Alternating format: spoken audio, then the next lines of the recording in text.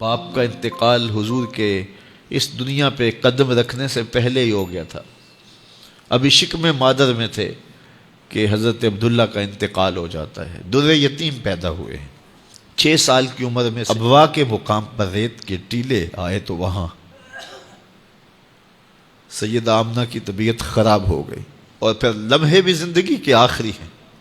سیدہ آمنہ نے محسوس کر لیا کہ یہ میری آخری سانسیں ہیں۔ سیدہ پاک نے حضور کے سر پہ ہاتھ رکھا اور روتے ہوئے کہا کہ بیٹا، ہر نئی چیز نے پرانا ہو جانا ہے، ہر باقی نے فنا ہو جانا ہے۔ میں بھی جا رہی ہوں، وَذِكْرَ باق وَوَلَدْتُ طُہْرًا، لیکن میرا ذکر نہیں مٹے گا، اس لیے کہ تیرے جیسا ستھرا بیٹا چھوڑ کے جا رہے ہیں۔ یہ آخری لفظ تھے سیدہ پاک کے کہ سیدہ آمنہ سلام اللہ علیہا کا انتقال ہو گیا۔ خیر، حضور ماں سے لپٹ گئے، امی آپ آگے بولتی نہیں ہیں، لیکن خاموش ہو گیا تھا چمن بولتا۔ حضور نے وہیں پھر اپنی ماں کی تدفین کی۔ تدفین کے بعد ام ایمن کے ساتھ سواری پر بیٹھ جاتے ہیں اور چمٹ جاتے ہیں ام ایمن کے ساتھ، اور وہ جا کے حضرت عبد المطلب کے سپرد کر دیتی ہیں۔ تو حضرت عبد المطلب حضور کو آغوش میں لے کے بڑا روئے، اور ام ایمن سے کہا کہ میرے اس بیٹے کا تم نے خاص خیال رکھنا ہے۔ اور پھر انہوں نے اتنا خیال رکھا کہ میرے حضور فرمایا کرتے تھے، ام ایمن میری ماں کے بعد میری ماں ہے۔ 2 سال کے بعد حضرت عبد المطلب کا بھی انتقال ہو گیا۔ ابن حشام کے یہ لفظ سینہ چیرتے ہیں کہ جب امیر قریش کا جنازہ اٹھا تو سارا مکہ جنازے کے لیے امڑ آیا، لیکن لوگوں نے 8 سال کے ایک بچے کو دیکھا جو دیواروں سے لپٹ لپٹ کے رو رہا تھا۔ آج یہ سہارا بچھن گیا تھا۔ پھر چچا کی کفالت میں آئے،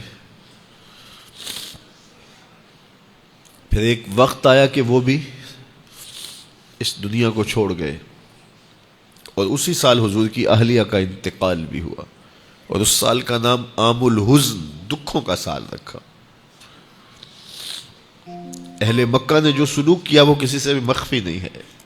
پتھر مارے، گڑھے کھودے، کانٹے بچھائے، اجریاں ڈالی، اپنے گھروں کے کوڑے لا کے حضور کے گھر کے سامنے رکھ دیے۔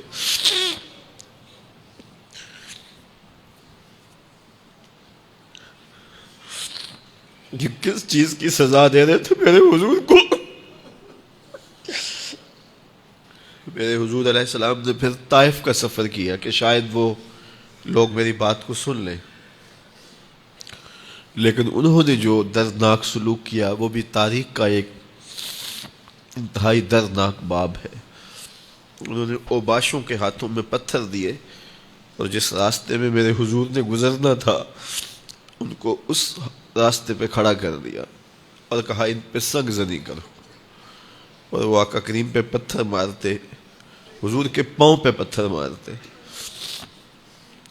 آقا کریم علیہ السلام پاؤں اٹھاتے تو وہ دوسرے پاؤں پہ مارتے، پھر حضور شدت درد سے بیٹھ جاتے تو ان کے 2 گھنڈے دائیں بائیں سے آگے بڑھتے اور حضور کو کندھوں سے پکڑ کے اٹھاتے، پھر سنگ باری کرتے۔